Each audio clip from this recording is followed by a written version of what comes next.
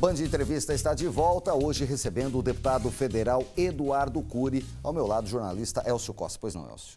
Deputado, nós estamos falando do Rio de Janeiro como se fosse uma realidade distante da gente, e não é. Na realidade, o Rio de Janeiro faz divisa com o Vale do Paraíba. E um dos riscos dessa intervenção militar é que a migração em grande escala do crime do Rio para São Paulo. Como é que o Vale se prepara disso? Como é que o senhor vê esse risco e como evitar que isso seja de uma forma tão grande que desequilibre a nossa sociedade?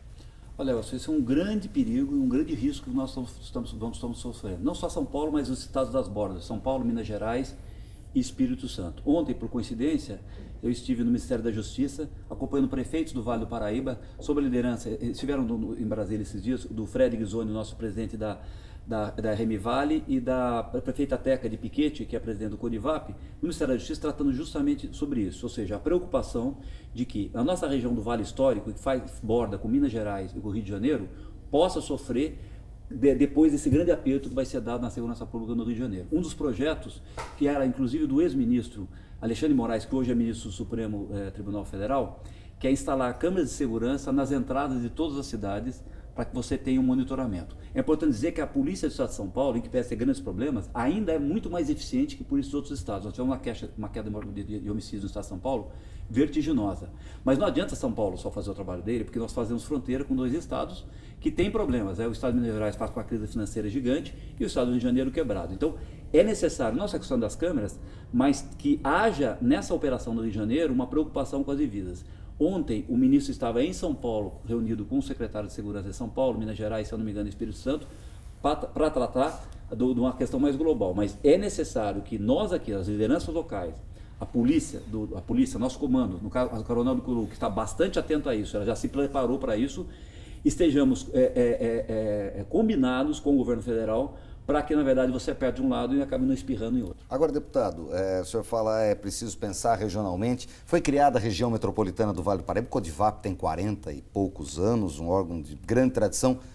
Mas funciona? O Vale já está pensando como região metropolitana ou isso até agora está mais no papel do que qualquer outra coisa? Como é que o senhor vê isso? Olha, para a Justiça, ontem na reunião estava também a deputada Poliana Gama, aqui do Vale do Paraíba de Taubaté. Primeiro, é um processo evolutivo. Não, na minha opinião, não a contento ainda.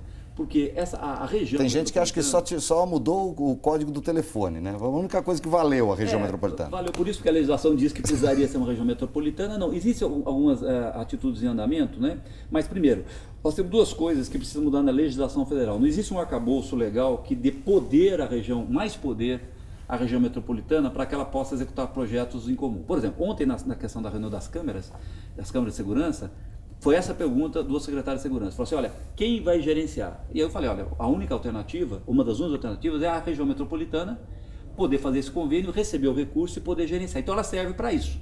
Agora, mas ela não tem uma estrutura administrativa para receber isso. Não, quem faz pela figura, como ela foi desenhada, na verdade, o governo do Estado, através da Secretaria das Regiões Metropolitanas, né?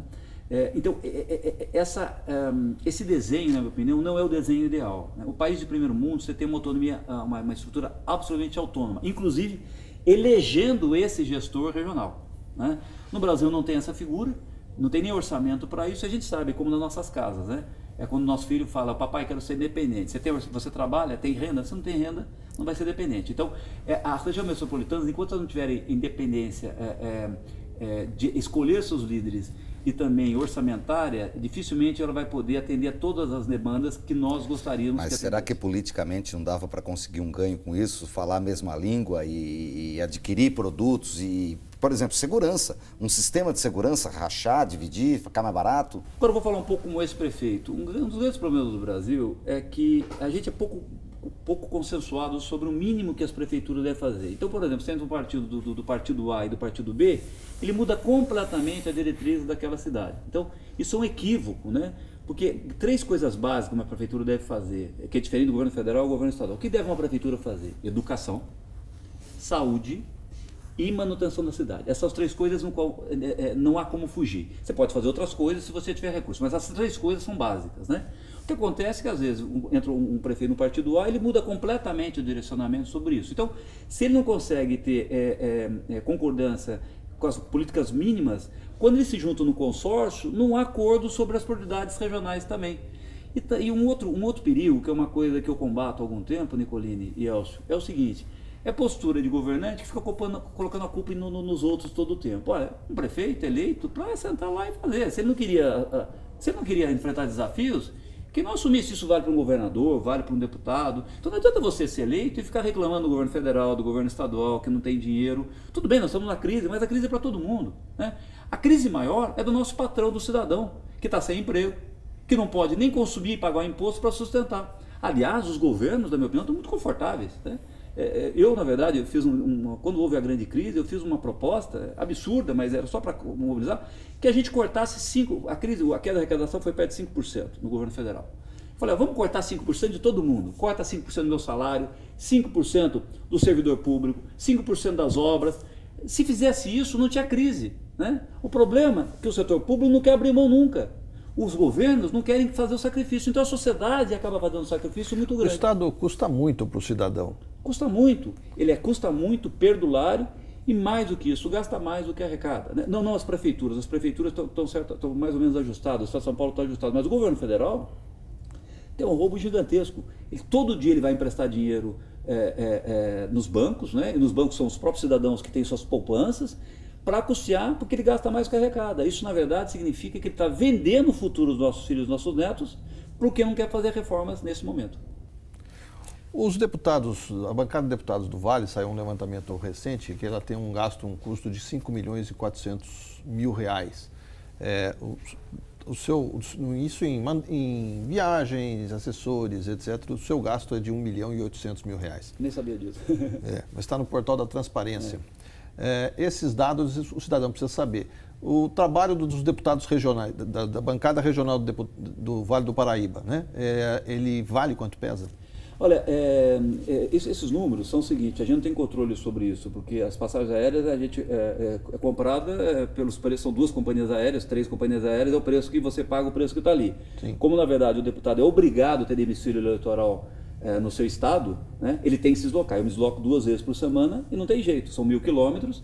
Aliás, tem um dado interessante: outro dia saiu um ranking de deputados e tinha um peso grande quem gastava com passagem aérea, né? Sabe que eram os 10 deputados mais bem avaliados, não?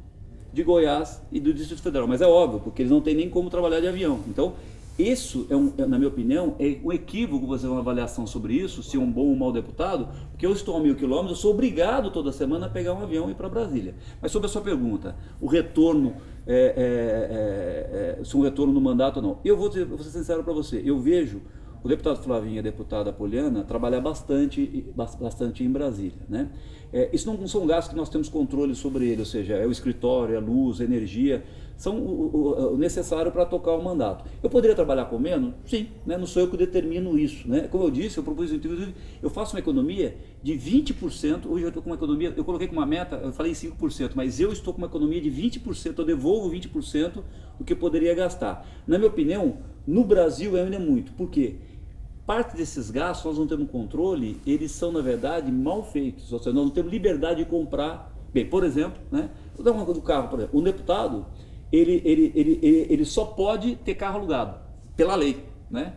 Então, ou seja, o buraco é mais embaixo. É mais caro do que se comprasse um carro, entendeu? Fica mais caro. Então é mais caro. Mas, por exemplo, eu não tenho essa liberdade. O carro da Câmara, a Câmara é alugado. Então, eu não tenho liberdade para isso. Por outro lado, eu não tenho liberdade, por exemplo, para algumas coisas. Eu sou obrigado a seguir aquele regulamento. É desconfortável para mim, mas eu tenho que honrar o meu mandato, eu tenho que trabalhar, eu tenho que ir a Brasília, eu tenho que honrar o mandato, porque senão quem confiou em mim vai achar que eu não trabalho. O deputado federal Eduardo Cury segue na bancada do Band Entrevista depois do intervalo. Voltamos já.